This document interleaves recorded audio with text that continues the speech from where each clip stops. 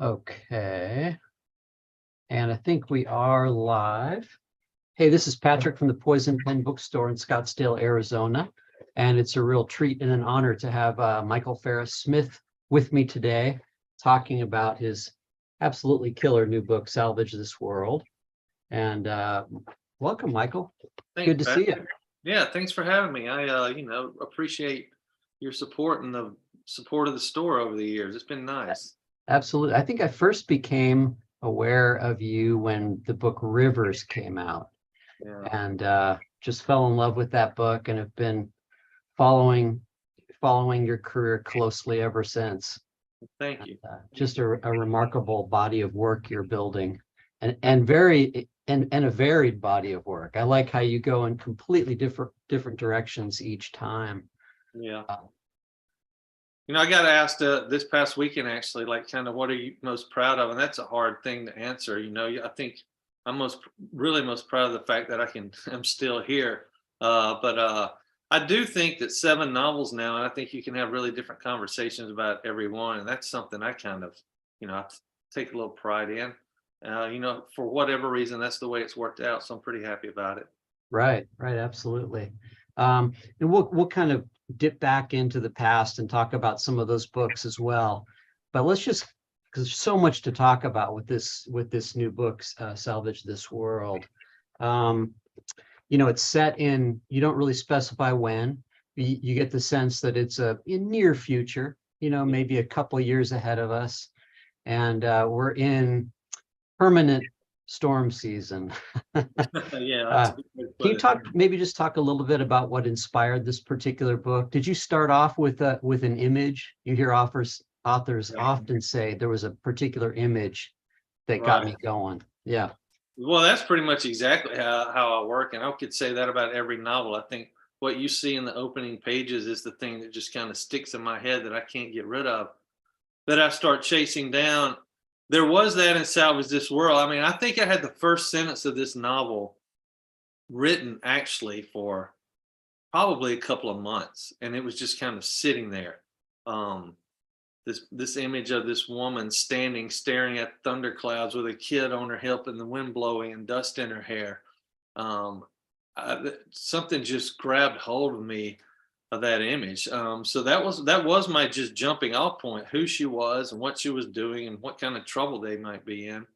But the other part of this that made it different was, you mentioned Rivers. That was 10 years ago. And for those unfamiliar, Rivers really kind of pushes the boundaries to the point to where the Gulf Coast region has been completely abandoned by the government because the hurricanes have just become so prevalent, and there's no time and there's no resources left to rebuild. And the people who decide to stay there, I always felt like I would come at Rivers again, maybe not in form of like a sequel or whatever, but I thought I might hit it indirectly. And so when I kind of had the notion for Jesse and Jay standing there and they start, doing what they're doing, I kind of thought, well, this feels like it has that kind of Rivers feel to it, but I didn't want to go that far off into it. I thought, well, what if this is 6 or 8 years before Rivers, before the abandonment of the entire region? To where people are already starting to leave and not come back. The storms are more frequent. These little communities are just beginning to just become more dilapidated. And quite honestly, it felt really real to me because I think you see that now, to be honest. I think across Louisiana and Mississippi and even other parts of like Arkansas, you drive across there, especially in the lower regions where storms have been bad, where the economy has never really recovered, where things don't really have any structure to hold on to, and there are fewer and fewer people there, and it gets rougher and rougher. So it's kind of where those two things collided: the notion of Jesse and Jason, this young woman standing there with a kid on her hip staring at the coming storm, and this idea that this feels like 6, 8, 10 years before Rivers, like we're walking toward that time where you really can't be there anymore. Yeah, I mean, you see her there and it's just like she could have stepped out of, Greek mythology or something, or, a very classic kind of character, and just the resilience and, what a, how tough, as we learned that she has had to be. Um, and another thing I was going to ask you, there was an insight that I thought was very interesting, and it was that in this kind of near future, the major urban centers are the ones that are almost the first to go, and it's the smaller little communities that kind of hang on a little bit and have a little bit more resources and structure. Is that accurate? Well, I don't know how accurate that is or not, truthfully. I do know there is a stubbornness to those type of people that Yeah. I think Yeah. really attributes to what you're talking about. There's this real lack of interest in doing anything different. And I think almost a defensiveness in the notion that this place is not good for you anymore. It's not safe for you. We can't do much more here. And it'd be better off for you and your family if you were to go somewhere else. And the reaction is, who are you to tell me what I'm supposed to do? You know, no matter how bad it's hurting those, you know, that person or those people, they can't quite get past, this is where I've always been, and this is where I'm always going to be, no matter what. And I think it's stubbornness, but I also think you can attribute that to people who have never had the chance to go anywhere else, never had a chance to be anywhere else for, you know, whatever reason, socioeconomic reason, like whatever. And so that's as hard and scary as it is to stay where you are. It's likely for those type of people scarier to imagine having to go somewhere that they are unfamiliar with, even if it's just one state over or two states. It's a different town with different people, and I can't look out of my door and see the things that I know that I can like hold on to and squeeze onto. So I do. It's probably a combination of those things, but I do think in the rural communities and some of these kind of more rundown areas, it's harder to get people to let go. You know, I think probably there have been many books written about that type of psychology, but it feels very real to me and very tangible. Well, there's that repeated kind of echo in the book about home, Yeah. you know, and the importance of home, and it's one of the words that that the toddler Jesse says kind of early on in the book. Yeah. Yeah. I think that has a lot to do with me too.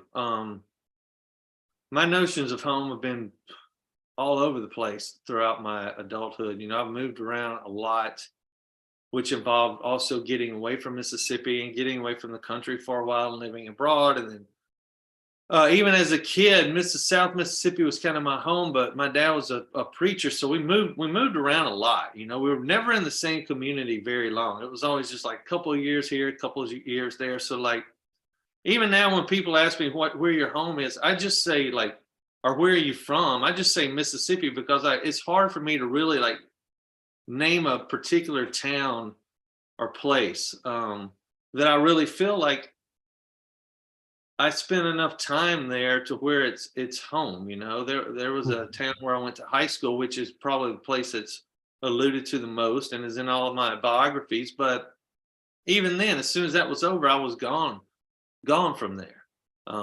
Didn't you live? You never really came back. You know. Didn't you live abroad for a while?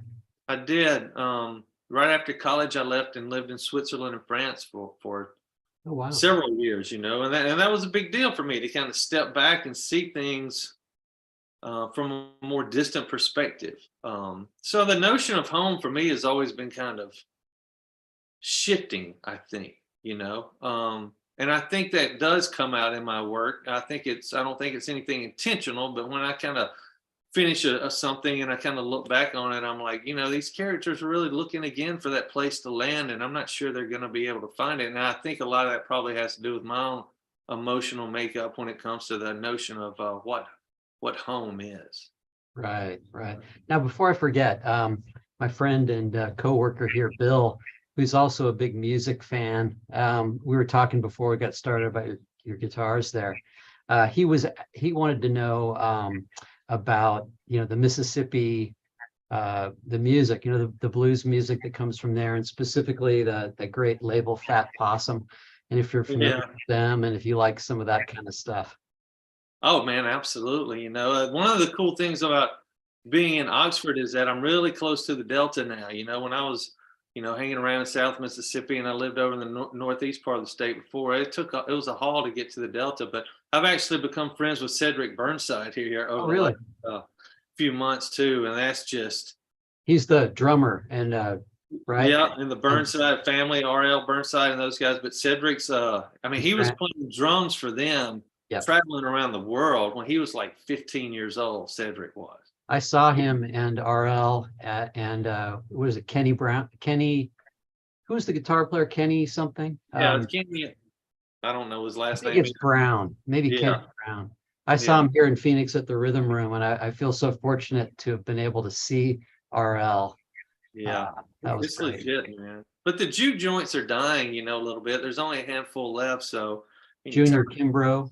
Yeah. Oh man, Junior Kimbrough was a killer. And like the North Mississippi Hill Country blues too, I really like. It's got more of a drive and a beat and a rhythm and it's a little bit different. And that's what's cool about the blues too, which I don't know how many people really get the different, styles. And I like Cedric himself, like he can play, the old school blues because he grew up around those guys and grew up with it in his family. But he's also just won a Grammy because he's kind of got his own kind of modern style of it too. And you can't talk about Mississippi without talking about the music. That's right. It's hard, and I think it's important that the blues scene stays alive here too, because it's so unique to kind of who we are and what's come out of here. Have you seen that? And I know we won't digress too long, but have you seen that biography of Robert Johnson that has finally been published? No, I haven't. Somebody was talking to me about it. Yeah. Yeah, Scott Beretta is a friend of mine. He's like a huge Mississippi Delta blues historian and all that. I think he was actually telling me about it. Who's that? Scott Beretta. He lives in Greenwood, Mississippi, and he's just like, if you want to know anything about the blues, he's like the guy. Our mutual friend Ace Atkins, who's been a really close friend of mine for 25 years or so. He's a great resource for all things music related. Yeah, absolutely. And Ace's buddies with Scott too. I'm sure. It's all kind of intertwined. We never get too far away from each other here. The books and the music and all that. It's cool. I did not know about that book, but there's a very cool Netflix documentary on Robert Johnson. It's animated actually. It's only about 45, 50 minutes, but it's kind of. Is that right? It's kind of interesting. Yeah. There was an interesting graphic novel that came out a number of years ago. Maybe it has the same artwork. Maybe so. Really cool. Yeah. Well, I'm not sure if I mentioned while we've been live, but Michael lives in Oxford, Mississippi. Obviously Faulkner country, steeped in all sorts of literary heritage. And there's, we were talking before we got started about just how supportive everybody is there. You got yourself, Chris Offutt, William Boyle, Bill Boyle, Ace, and I'm sure a bunch of other people too. Yeah, I'm afraid to start naming them because I'll leave somebody out and then I have to answer for it later. But, I would say there's probably 15 to 20 working writers here, between poets, novelists, and nonfiction. Great community. Franklin? What's that? Tom Franklin's here and his wife, Beth Ann Finley. Yeah. Yep. Our local taverns, City Grocery, great bar, great dive bar. And, that's kind of where we all congregate and cross paths and this and that and other. But it's really cool. Oxford's college town, but it's also still a small town, even though lots of people have been moving here. So, you get to, I think it's really unique. I know it's really unique. Because I've been other places and I've talked to writers who live in other places, but the ability to walk into the City Grocery on Tuesday evening and see 2 or 3 other writers just kind of passing through in the same evening, just in the, kind of regular run of the mill week. It's a pretty cool thing, It kind of normalizes what we do. And I've lived in a place before where I was like the only one, and it feels a little isolating.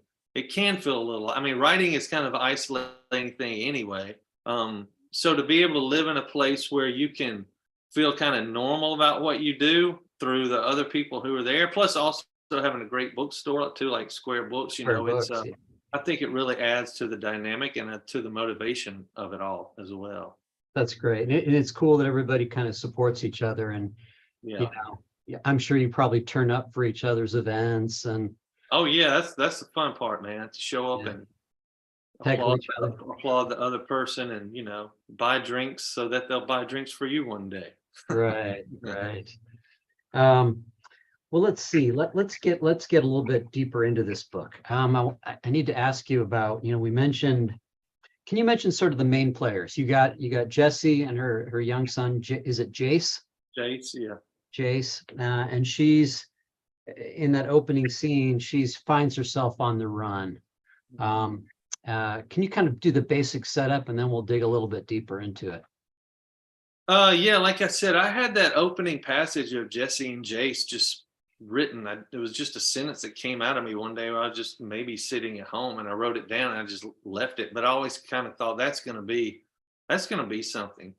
So I came back and to it, and I just started following them, and they are on the run. And I'll tell you where this novel really shifted gears for me early on, which that doesn't always happen.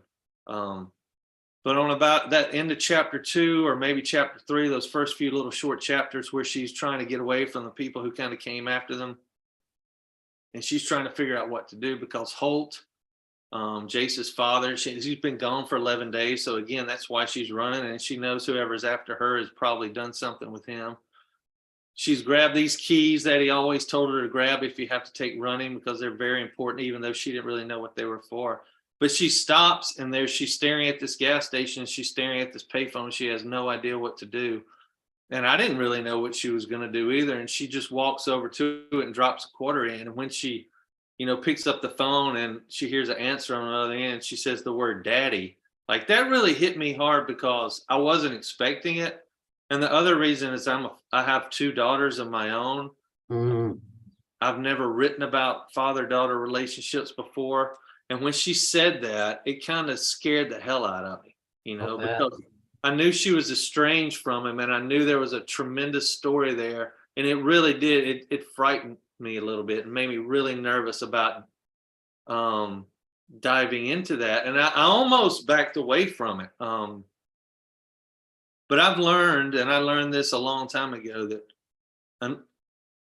when you're feeling a little uncomfortable, you probably need to be feeling uncomfortable about things for it to be great. I think because that means you're going somewhere you haven't gone before. And there's been several instances I can remember. In The Fighter, there was also a back off moment when I was like, I don't know if I want to do this or not.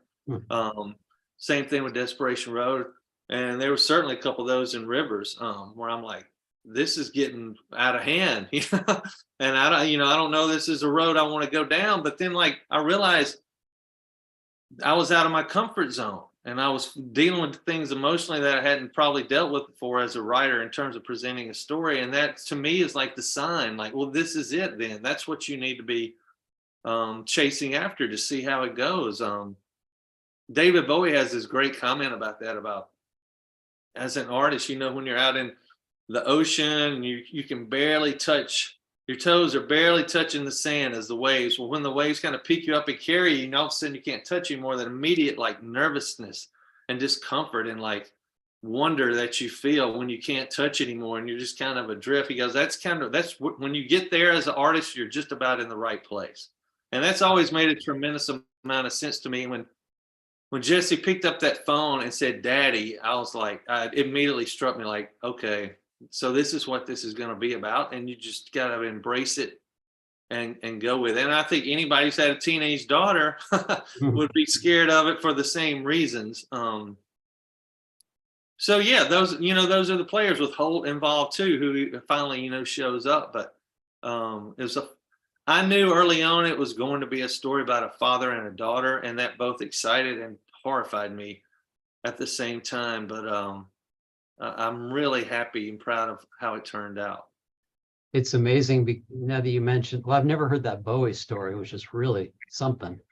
That's great. But when she says that word daddy, there's so much in that, as we soon learn, because she never calls him daddy. She calls him Wade.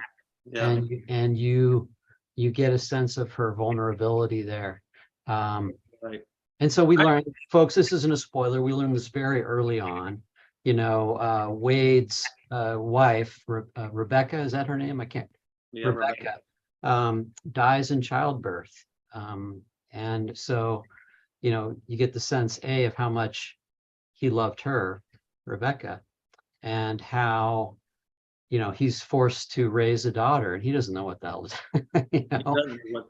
and they're real tight when she's a little girl. But once, of course, she reaches her teenage years, she needs a mom and the mom's just not there. And you can fill in the rest. It's just a beautifully, beautifully wrought relationship. Thank you. And no, I think you hit it nail on the head too, because she says daddy, and that was how I wrote it initially out of the gate, daddy. And I'm like, because in the rest of the novel, she does largely call him Wade, but he's on the other end of that phone. They haven't, this is not a spoiler either. They have not spoken in a couple of years. And when he picks up the phone and hears her say daddy, his reaction is not the anger that he's been carrying around about it all, and not his frustration with her that he's been carrying about, but he immediately relents because he can hear that in that one word she says, because they did not leave on good terms. But when she says that, he knows, like, she's swallowing a lot of her pride to do this and to pick up the phone and call me this. And yeah, that was a really, I think, exciting and horrifying moment for me at the same time. But it was really interesting for me to dive into. And so we learned that, Wade, when she left, maybe I'm getting this wrong, but he was drinking pretty bad. And then he was able, he put it down. He put down the booze for a while anyway. Yeah. We shouldn't get into that too much, but what I do want to get into is Elser, this character Elser. Tell us who she is and where she comes from. Was she based on any real life models? Well, no, but she's probably a mashup of a lot of everybody, other types of people, in the novel, like Holt, before he comes around and finds Jesse and they run off together, he's been engaged with this traveling gospel carnival called the Temple of Pain and Glory. And Elser is this wiry, hard little woman who's the preacher, I guess, for lack of a better word, who delivers the sermons with fire and brimstone. But she's also taking advantage of a very downtrodden people, and she's berating and their last dollars out of their pockets in the name of the Lord, because she's promising that, if they stay in this region, if they just pray and believe and empty their pockets, then boy, there's going to be all kinds of salvation. And then they pack up and they leave and they go to the next town, do the same thing the next day. And she, when I thought of Elster, I'm like, here's a woman who is very sure of herself. Here's a woman who's probably smoked about 5,000 cigarettes in her lifetime, and she has that hard, road-worn look, but she also has a way about her of manipulating people and, like, even intimidating people, I think too, even to be of such slight stature, just she's an intimidating figure. And I think the important thing for me was, as well as with the Temple of Pain and Glory, is to push her as far to the extreme I could, but keeping her also in the realm of believability and not making her like a cartoon or a caricature, which I think is really key to a lot of great fiction, is that you drive your characters and you push your characters to extremes, but they live also in the realm of, I feel like I could reach out and touch them, I think some of the very specific details do that, such as the hearse that she drives. That was a great touch. How did that occur to you? Is that something that you've seen, or it just seemed like, I don't know, man, it just seemed like something she would drive, this big old 20-year-old hearse, that's kind of shifty looking, like something you see parked outside of a haunted house, or on Halloween, to scare you, with fog coming out of the back of it or dry ice coming out of the back of it. She's like in it and driving around it. Right. But I mean, it seemed very contemporary in a kind of a sad way almost, because it's like, as you say, she's preying on the people's desperation and their vulnerabilities. And, you know, unfortunately, these days we're seeing sort of some of that old con stuff coming full circle, and you're seeing more and more of that out there. Yeah, I mean, it's a pretty timely thing, I think. And it's not an old con. I mean, it's not a new con either. It's an Right. old con, but it works over and over and over and over, both on big scale, I think. Clearly, it works on a big scale. And also on a small scale, like a traveling gospel carnival, you know, where they pop up a tent, they put out 50 folding chairs, the locals come, and Yep. then they pack up and go off and do it, you know, somewhere else. It's an old con, but it works over and over again. And I think it's using those. I mean, but religion's been used thousands of times to rob people. You know, Sure. people who are using it for the wrong purposes. Wrap themselves up in it and promise this and promise that for the point of getting, you know, perpetuate this idea that I'm holy and I can give this to you and I can help you with this, but really they're just reaching into your pockets the whole time. And for some reason, there is a population of people that cannot get past that. You know, they cannot trust themselves. Instead, they're willing to just be a part of it. You know, I don't, and that again, that's the psychology that books have been written about, and I can't really sit here and try to explain it. Yeah. But it was fascinating to write about. I know that it felt like it was very fertile landscape. I think both for the way Elsa was doing her job and for the people who have been through a lot, you know, and like I said, down here in South Mississippi and Louisiana, South Louisiana, people have been through a lot with these storms, even now. And those communities have, and they've lost a lot, and it's going to continue to go on. And just the willingness to be a revival like that while the wind is blowing and it might even be raining, and to just simply believe that this person here is giving me the truth when the truth is truly all around me. You know, my eyes and my ears Yeah. do one thing, but they tell me something else, but I'm going to go this way. It's a, Well, also, you know, there's this sense that when the rest of the country's abandoned us, you yeah, know, and then this person is putting forth a very powerful us and them message. yeah, There's a key scene in the book where she does precisely that. You yeah. know, them. You keep saying, you know, are you going to be with them, or are you going to? And you're right. It's a classic con. Yeah. You know? And your reward will come in some afterlife. That's right. It's It'll not be here and later. now. Yeah. It's not now. It'll be later. I'll enjoy the riches of everything now. Yeah. You guys are gonna have to wait. Right. Yeah, it's a classic con. Yeah.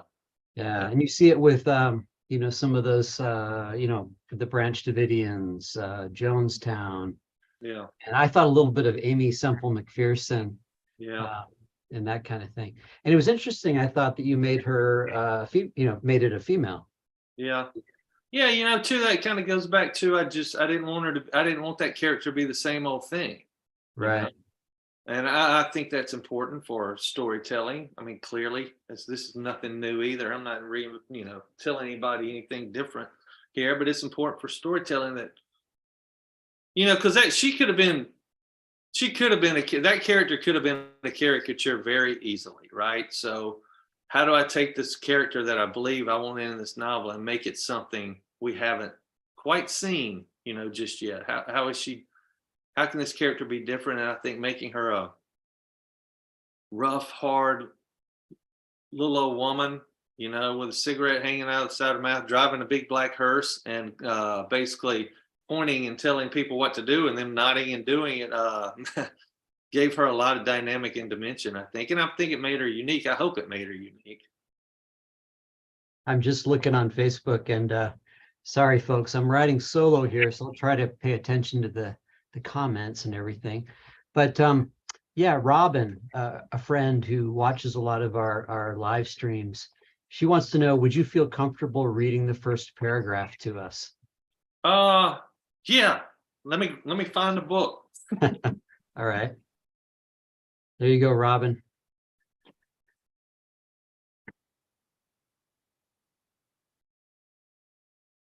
By the way, folks, we are going to have signed copies of Salvage This World soon, and you know how to get them. So I'll try to put a link up on the comments field. That's right. They are actually arriving on my doorstep any moment. They may have arrived already. I think I heard somebody out there, and I'll sign them and be shipping them out to you tomorrow. Awesome. Yeah, read how much? The first chapter? Or no, you don't have to read the first chapter, maybe the first paragraph or whatever you. Oh yeah, the first paragraph. That's cool. Yeah. All right. She stood bathed in twilight, the dust in her hair and a kid on her hip, and she stared at the approaching storm as if trying to figure out how to wrangle the thunderheads and steer them to a distant and parched land where desperate souls would pay whatever ransom she demanded. The acres of sugarcane cut to nubs surrounding the house. A dry autumn turned into an unpredictable winter, and then 11 days ago he left and she'd seen no one since. It was a mile walk along a dirt road that separated the acreage and another 8 miles to walk to the nearest telephone. But even if she wanted to bundle up and make it, she wouldn't know who to call. He was gone, and he had taken the car and the cigarettes and every dollar except for the stash she kept hidden beneath the floor plank in the closet. She had finished the last of the whiskey 3 nights ago. The milk had run out yesterday. Jessie stared at the storm, and the wind began to blow, and dust clouds rose like souls awakened, and she listened to the wind and welcomed the sound of something else. That's great. There's a whole novel in that paragraph, isn't there? It feels like it. That's a great feeling as a writer, to write down the first thing out of your head and realize I have really a lot to work with here. I feel there's a novel here, in this paragraph. That's a great feeling. Before we got going live, I asked Michael about this thing that appears in the book called The Bottom. And it's almost like this mythic place. And there's I'm almost tempted to ask you to read another bit. There's a wonderful bit at the end where you talk about, and on my advanced reading copy, it's like page 214. Yeah. It's the paragraph that starts, "The bottom was out there. They were sure of this." Oh yeah, it's the same page. Yeah. Would you mind reading that little bit? Yeah, I like this part. Yeah. The bottom was out there. They were sure of this. And the tales they had heard about the mythical place had no limit. Maybe it was in Mississippi, and maybe it was in Louisiana. It was somewhere that did not exist on a map. It was somewhere that was lost in time, a place to be reckoned with.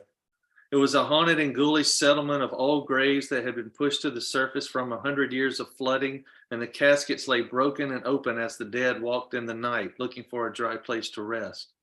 It was the last retreat for Confederate soldiers during the Civil War, where the men grew so hungry and frail that a horde of alligators watched from surrounding marshes and then feasted on the feeble soldiers too weakened to escape. It was a fortress created by pirates, where cannons poked between thickets of twisted vines and booby traps capable of decapitation protected the mounds of treasure hidden in its rotted depths. It was an insane asylum where the tortured cries of the demented patients could be heard echoing through the midnight fog. It was a home for devil worshippers gathered to make sacrifice to their heathen god and drink the blood of the innocent. It was inhabited by sex cults where mobs of the naked and carnal sang to one another in the moaning and groaning of copulation. The bottom had many lives and many truths, depending on the generation and the kinfolk of the storyteller. But the one thing that all of the stories agreed upon was that the entrance to the bottom was marked by a thick stone wall and an ancient gate decorated with a cross that may or may not have been upside down. Nobody was sure how this was known about a place none of them had ever seen. Love it. Yeah, man. That's some Yeah. good old riding around the back roads, ghost story stuff right there. Yeah. Now, was that something that was that your invention, or was that your kind of riff on a kind of thing that you grew up hearing about? It was mostly my invention, but I think it certainly stemmed from stuff like that. I grew up in small places, and I mean, our pastime in high school was loading up the cooler and go riding around all night long, back roads and down here and there, and like just out in the woods and this and that and the other, and find a little river and a little riverbank, and so stories come out of that, and tales come out of that, and rumors come out of that over time, not just from us, but people before you. You hear things, and Right. I think the South is full of ghost tales. I think most small places are. So it was probably some of that, but the bottom was all mine, and maybe it's out there somewhere. I like to think it is. Well, there's also this hint that the bottom is a place within inside us too, as well. Not a physical. It's great. That's interesting, Patrick, because I didn't really think of that much, but when my editor read this the first time, he called me and said the exact same thing, and I thought, well, that was Is that Josh? That works nicely. Yeah, Josh Kendall. Yeah. Yeah, brilliant guy. Yeah, great guy. But he had a very similar reaction to that. Let's see here. Okay, and so before we kind of get on to some other things, I wanted to, so one of the things, how the salvage comes into this, I think it's the last line of the book that you kind of, and don't skip to the last line, folks, but there's that, Wade, he's found a way to go on, by rehabbing this abandoned old trailer that he finds and getting it, and he goes out and fills it with scrap and kind of cobbles together a living that way. Yeah. The title came early, and I really don't know where it came from, other than I knew this was going to be a group of really desperate characters and a really desperate landscape, scratching and clawing for everything, emotionally, physically, spiritually. However it came across my mind, I loved it because it spoke to that desperation, but it also speaks to the hope of there is something there. If there's something there, if you can just find a way to salvage what's there, like to save, to go and gather, to bring it home, to take it with you in whatever form. I just really love the title. And I also felt like it was the kind of title that had to be earned too. And I really love that feeling about a title or a notion for a book. Like I feel like I've pushed myself out there with the beginning or with the title or whatever. Now you got to go earn it and make sure it lives up to it. And so there were a dozen things I felt that worked for that title, and including the notion that I've got to really be ambitious and going to satisfy this, because I don't want to change it. I don't want to get to the end of this book and think, well, maybe it's not there. Maybe it's something else. I really wanted to earn that title because it felt special to me in some way. Well, there is also that sense of, these characters going on the classic underworld journey, Yeah. Going down and coming, maybe coming back up, maybe not. Yeah, definitely. Let me see what else I got here. Yeah, let's just talk about, we'll stray from this book for just a second, but tell me a little bit about the portrait of the artist as a young man. When you were growing up, did you have literary aspirations from a young age, or no? No, man. I mean, there couldn't have been anything farther from my mind. I grew up, like I said, my dad was a preacher, my mom was a school teacher, but I was a ball player growing up, and whatever was in season, it's what I was playing. It was really all that interested me. Like my plan when I was a kid and a teenager and through high school was to be a major league shortstop, and that was it. And I played ball in a junior college for a couple years after high school, and I suddenly realized that ain't gonna happen. And I remember, I stopped playing ball when I was 21, and when all of a sudden that kind of regimented day was gone for me, and there was no more practice and no more coaches and no one to tell you where to be and see if you're going to class and stuff like that. I've kind of just, it's the story of anybody who doesn't have any real interest and suddenly feels kind of lost. You're not going to do very well in whatever it is you do. And I went to Mississippi State, and I think it took me 4 years to graduate, but that was after going to 2 years of junior college. So, that should tell you something about the kind of student I was. I think I majored in communication. I graduated like a 2.5. I really didn't give a shit about much of anything. I just wanted to be out and be done, and hopefully something would hit me one day. And Yeah, but I was on the 7-year plan myself. yeah, there's something. At least we have a happy ending. That's all I gotta say. Right. It didn't seem like it at the time. Um, by dumb luck, I stone tripped and fell and living abroad for several years.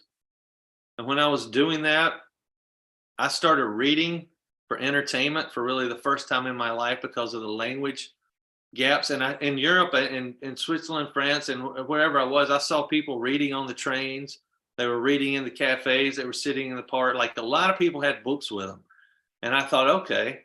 So whenever I could find an English language bookstore, I would go and I would get, like, if you went to high school, any name the names you would know: Hemingway, Fitzgerald, Faulkner, because of Mississippi, I knew that name. Flannery O'Connor, Charles Dickens, like those writers. And I started, reading. And the thing that happened, which life is funny, because I talked about home, right? Well, as soon as I got in Europe, particularly in France and particularly Paris, I felt some type of comfort there that I had not felt before in terms of place. And I really fell in love with it. And even though I was in a foreign land, something felt strangely like normal. And I felt strangely comfortable there. So when I started reading Hemingway's stories, and I see his characters are sitting at the cafes in Paris, and I was sitting at the cafes in Paris, and his characters are going to the bullfights in Spain, and I was going to the bullfights in Spain. Like, I immediately felt some type of connection or camaraderie to that in a way I did not expect. I had to go across the ocean to a different continent and pick up something to read there that actually made sense to me in the place I was, which was a very unexpected thing to happen. Well, I kept doing that. And I came home to visit one time, and I actually had friends in Oxford, and I came through Oxford, and I walked into Square Books, and on the front table there, they had a Mississippi writers table. And I really wasn't familiar with any of those modern, contemporary names. And but I saw a book of short stories, Big Bad Love by Larry Brown, and a novella, Ray, by Barry Hannah, both Oxford writers. And I picked them up and I read them both that night. I sat down on a porch at midnight and just cracked open Big Bad Love and started reading. And I read the entire collection. And then Barry's novella is only about 120 pages. And I just sat there and I read for several hours. And it really hit me. I've been reading the greats, right? But it still was time gone by. When I read Larry Brown, I'm like, holy shit, I know these characters, I know these back roads, I know this landscape. And same thing with Barry, the voices in his characters and the places and the right now of Mississippi and these characters who are living and going through the things they're doing. I was like, I understand this. I feel this. I know this. And I took those books back to Europe with me, and I reread them over and over. And it was during the course of that something just started maybe, moving in me. And I thought, what if I wanted to try this? I mean, I wonder if I could do this, because I started reading Larry's interviews, and he talked about just being a reader, and just when he was 29 years old, how he just decided he wanted to try. And I was approaching that age. When I came back to live in Mississippi, I was right at the edge of 29. And when I read that about him, he'd just been some guy. He never had any real interest, but he just started reading and fell in love with it and wanted to try it himself. That kind of made me feel like I'm not crazy. It's possible. Gave you permission to do it. It's exactly how it felt. And so I came back home, and that's what I did. I decided I wanted to try to do this. And it's nothing you can really tell anybody, because it sounds so weird, and I didn't even really know what that meant. I had no idea what that even meant. I'm going to go try and write. What does that even mean when you have never done it before and you're an adult, almost 30 years old, and you're like, okay, this is it. And well, I've been gone for years. My friends and people I knew had gotten married, had kids, bought houses. Time had just kept going, and life had kept moving on. And it kind of goes back to that notion of being kind of wanderer and wondering about home and where you fit in and where you belong. And But I didn't have a plan B really. I just, all of a sudden I felt passionate about it, even though I can't say I quite really understood what I was getting into. I felt this something kind of pumping through my blood. The only thing I knew was if I'm going to try to do this, I knew enough about the literary history in Mississippi. I said, if I'm going to try to do this, I'm going to go back home to Mississippi, and that's where I'm going to do it. Um, and so, yeah, it's a roundabout crazy story about how I came to it. Even talking about it, sometimes I think, man, I don't know how you ever came to this, but I'm glad you did, because I fell in love with it, the process, and like immediately, I had no idea how hard it was going to be. No idea. And I'm glad I didn't know, because I would have probably quit before if somebody said, you know what, that's great. You get started. Maybe 10 years from now, you'll have something. I'd have been like, yeah, I don't know, but that's kind of how it was. But Did here you have we are. any mentors or teachers along the way that really helped you? The one thing I knew was that if I'm going to do this, I can't just go back to my old hometown and sit and try to do this and work some odd job, because I had nobody to talk to about it. So what I did was the Center for Writers at the University of Southern Mississippi at the time, Frederick Barthelme, his brother Stephen Barthelme, and Mary Robeson was there at the time as the faculty.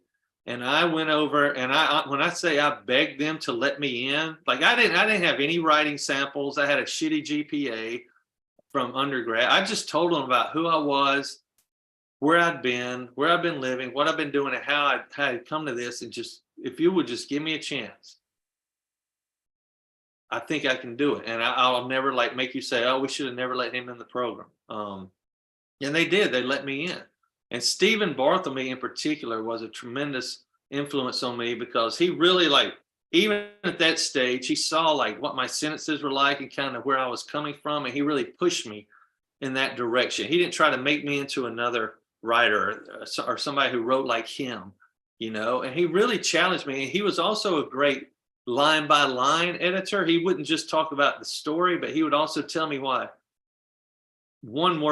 this word works better here than this word, and how important your word choices and your images are, from like in a line by line moment. And the last thing he said to me before I left that program, I was 32 years old.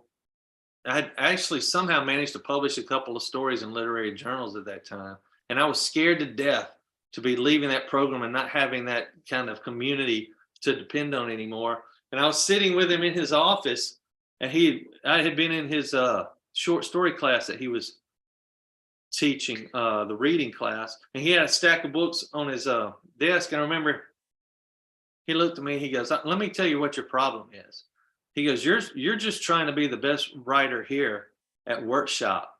He goes, that doesn't mean shit. Who cares if you're the best writer here at Workshop? You're supposed to try to be better than. And he started pointing at the books, and it was Hemingway, Faulkner, Jean Rhys, Carson McCullers, Anton Chekhov, everybody we had read in that course. He goes, that's who you're supposed to try to be better than, not the people walking down the hall here. He goes, when you realize that, that's when you'll become like what you're supposed to be. And that spoke to the athlete in me and the competitive nature of this. And it like kind of hit me right between the eyes, clearly, because I still remember it. I mean, it's still one of the most important things anyone ever did for me as a writer. Now, was Rivers your first published novel? I had a novella before that called The Hands of Strangers.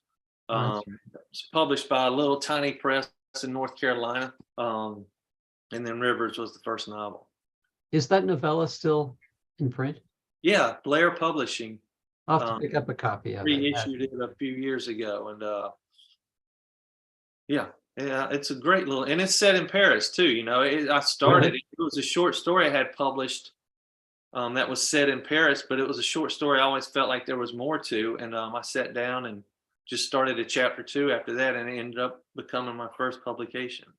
Wow, I'll have to pick up a copy of that. Yeah. Well, let's talk just for a minute or two, and there may be some questions here, but I wanted to ask you about Nick, about how you came to write that novel. That's another crazy story. And honestly, if it wouldn't have been for my own expatriate experience, I don't think it would have happened. It was after Rivers, actually. It was around 14 or 15. And I was just looking for something to read one day uh, in my house, and I wanted something short, something I could just tear through. And Gatsby was sitting there, and I hadn't read it in like 15 years. And honest to God, I didn't remember anything about it. I had been forced to read it in college when I was like 20. I was like, I don't understand what the big deal is about this book. I read it again when I was probably, I think when I had been living abroad, and things in it then kind of started to make a little more sense to me. But then I just kind of brushed it off and put it away. I picked it up, started reading it, and like every page was just like singing. I was like, this is an incredible piece of work. And I get to the end of it, or close to the end, where Nick realizes it's his birthday. He's forgotten he's turning 30. And that just smacked me. Like, how could you be so detached from yourself that you don't realize it's your birthday? And not just your birthday, but a really, the decades are big birthdays. And then he goes on to say, just a few sentences later, that he anticipates his 30s to be a decade of loneliness. And that is the line right there that drove me to write Nick, because in that moment, I remember I put the book down, set it aside, because all I could think about was myself at 29 years old, coming back to the States, deciding I wanted to write, feeling really isolated from anything, anybody I had known, realizing this has a very good chance of going bad. And I was about to turn 30, and my friends have jobs and families, and this is what I'm doing. And it scared the hell out of me. And I knew exactly how he felt when he said that, and when that line came across in Gatsby. And I really, I remember I got up and I walked around my house for a little while, and then I came back and picked it up and finished reading it. And I just kept thinking about it, like in the next few days. And I was talking to someone, and in the conversation, I said, it would be so interesting to me if somebody were to write Nick's story, because he tells you nothing about himself. Like, where does that feeling come from? And just as soon as I said it, I thought, well, you're a writer, and you love it. Why don't you do it? You're the one who's so interested. Why don't you do it? And I mean, in a nutshell, that was a lightning bolt moment. And then I just kind of sat down and did it. And I didn't tell anybody what I was doing, because I didn't want anybody to tell me I was batshit crazy. But that was probably a good idea. Now, did it feel, of all of your books, did that feel a little bit like you were taking dictation? No, I wouldn't necessarily say that.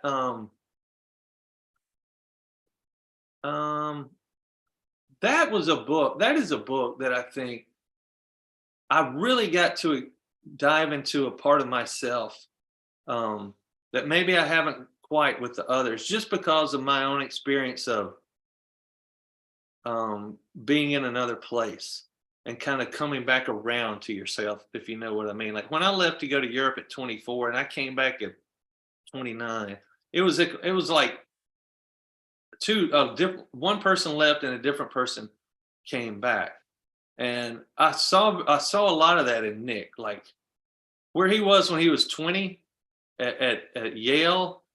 He was a tremendously different person than he was when he's standing there in that moment. And he says, I'm looking at it, I'm staring at a decade of loneliness. And the other thing that hit me right out of the gate with it was, it has to be like some PTSD issues, and that's got to be the war. The Right. First thing him and Gatsby say to each other is, well, where were you in the war? Or did you fight in the war? That's the first thing out of their mouth. And I thought, oh man, I'm about to get to go to Paris. I'm about to get to go to World War I. And then I got to come home. Right. So those were feelings, I think, that I hadn't really, they're feelings I've always had, but I think in terms of me taking that lap as a writer in a novel, that really felt like that experience of my 20s for me, perhaps maybe in the ways that the other ones haven't. Right. Was it a quick book to write for you compared to the others? Or not necessarily? No, none of them have been that long. I think I wrote Nick and revised it before I gave it to my editor in like 10 or 11 months. I've never had one go for more than like a year and a half. But that first draft of Nick came pretty fast. And then I set it down for a minute, and then I kind of went back to it, because I don't really like showing anything to anybody until I feel like you could walk into the printer and print it out and it'd be a pretty good book, you know. Do you, I'm not a fan of searching out opinions when I'm in the middle of something. yeah, yeah. Now, you've also done some screenwriting, right? You've done a couple of adaptations of your own work. How's that been? Has that been enjoyable or? Yeah, it's been cool, man. When I was approached about doing it, I wanted to do it. I didn't know how to do it, but I wanted to do it. When they asked me, I remember being on the conference call when the question came up, would you like to be attached to write the script? I said, yes. And the next question was, do you know how to do it? And I said, yeah. And when that call was over, I hung up and I called my manager immediately and I said, hey man, I need to know what are 2 good books about screenwriting, how to write a screenplay. He just kind of laughed. He goes, I knew you didn't know how to do it, but I'm glad you said yes. It was something different, you know. It was a great opportunity to try to do something different. Whether I could do it or not, that was yet to be determined. But I felt like I wanted to try. So you adapted The Fighter, right? Adapted The Fighter, and And there you go. yeah, Desperation Road. The Fighter, yeah. It comes out at the end of the summer. The screen name is Rumble Through the Dark, which is the last line of the 2nd chapter, actually. And then Desperation Road will be out next spring. We shot it last fall. wow. It's such a different process because it's so much more collaborative. And the other thing too is I've heard all the horror stories about writers who sell their novels and then the movie becomes nothing like their novel. I didn't want to risk that. I wanted to try to keep my hands involved with it for as long as possible. You know, they could have booted me really at any moment. So I really knuckled down and tried to do a great job so that they couldn't, you know, get rid of me, you know. And I think because of that, and I had great relationships with the directors of both films, and they told me, we want the novel on the film. We want a faithful adaptation. So too, that really let off the kind of pressure and stress of it also. And that's a You're lucky. nod to them and a benefit to them they gave me that freedom to do that. And when we did revise, because things do have to change, it was within the confines of the story that was there, you know. We weren't changing the story. We were probably just shifting some nuts and bolts around and a little of this and a little of that, but they're both really faithful adaptations. And I'm very relieved, first of all, but also very happy, you know, about that. That is too cool.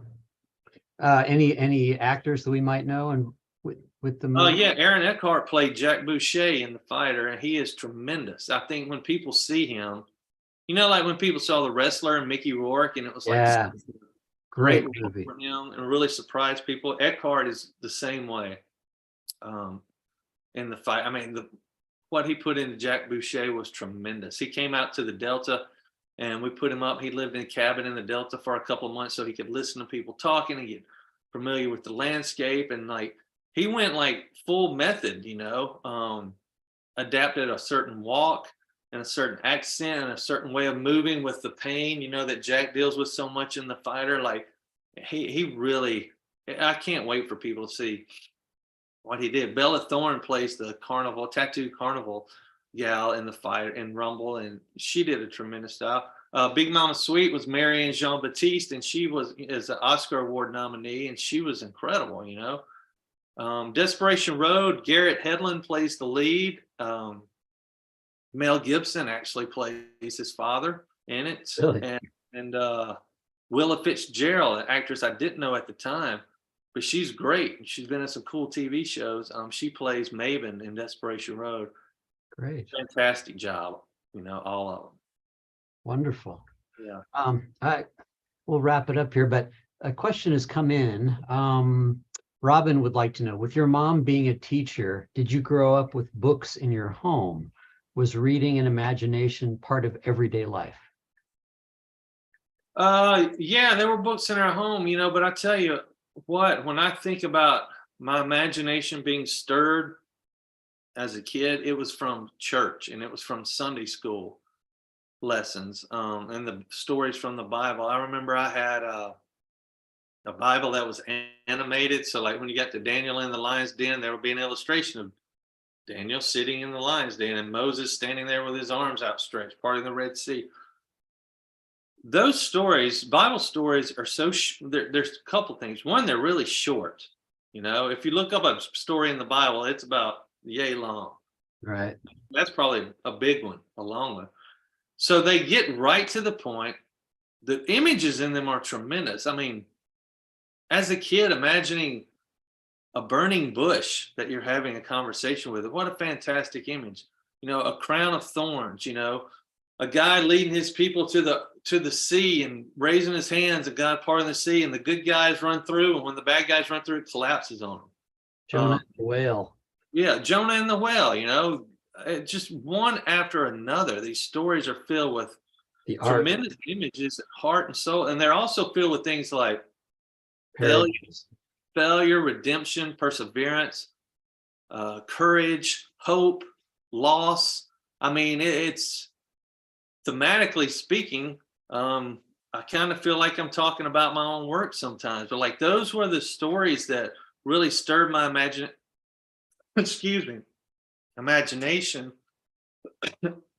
And those were the first stories I knew, you know. So I think when I started reading as an adult, that part of me was rekindled. That would sit in the pew or sit in Sunday school class and just be kind of mesmerized by those tales. You know, Noah and the ark. I mean, my God, that's a tremendous story, you know. Whether you believe it or not, it's a tremendous story. Like just that's what happened. And that's what he was asked to do. And somehow he pulled it off, you know. Right. And there's just one after another. And so that was when I think about my childhood and what I read and what I kind of struck me and hit me and maybe got my wheels turning, it was those stories. Wow. Yeah. Right. Now, what's I know you probably hate to be asked this, since this book comes out tomorrow. Yes. What are you working on now? Well, I do have, I think, like I did with like I did with Salvage This World. I have kind of an image, and I've got a couple pages written down. I feel like there's a lot in them, and I feel like I can go down the road with it and see what happens. So that's kind of it. You're at the beginning of something. Yeah. Cool. Which Great. is, you know, rewarding and terrifying at the same time. Right. Well, I can't thank you enough for spending an hour today, and it's been great talking with you, Michael. Yeah, you too, Patrick. And we would love to get you out here to the desert one of these days. I would love to come to the desert. I was really hoping maybe this would be the time, but maybe it'll be next time. Yeah, we'd love to have you out here. And thanks so much for signing the books, as always. Thanks everybody for watching, and let's do a better job of staying in touch. I'll send you an email, and we'll keep in touch. Absolutely, let's do it, man. Thanks a lot for the invitation. You bet. Congratulations on the new book. Take care, man.